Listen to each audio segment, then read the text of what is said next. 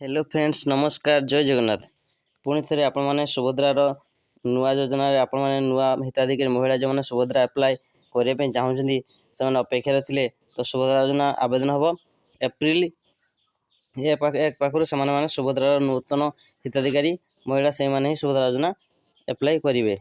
तो आसतु संपूर्ण डिटेल्स आपको जनइबी जदि आप वीडियो को प्रथम शेष देखी तो चैनल को लाइक कमेंट शेयर और सब्सक्राइब करूँ। आसंता एप्रिल मास 1 तारिख पाखर सुभद्रार नूतन हिताधिकारी नूतन पंजीकरण हो जो महिला हिताधिकारी मैंने सुभद्रा योजना एपर्यंत अप्लाई करना अपेक्षा थे से ही आवेदन करेंगे। केवल जो मान बयस 21 वर्ष रु प्लस 59 वर्ष भितर होती से ही सुभद्रा योजना नाम पंजीकरण करेंगे। केवल महिला हिताधिकारी मैंने ये आवेदन करेंगे कौन फर्जरी हे ना।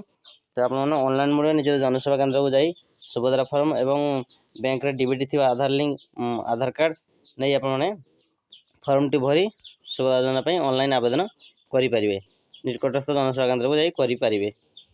देखो यह गोटे गुरुत्वपूर्ण घोषणा कि आपण बैंक आधार लिंक थी दरकार जो आम डीबीटी बोली कही था। तो बैंक आधार लिंक जो थी तो आपको कौन प्रोब्लेम हम नहीं प्रथम फेज जो मिले आपने पाइपर। जदि वीडियो भल लगे वीडियो को लाइक कमेंट शेयर और सब्सक्राइब करूँ।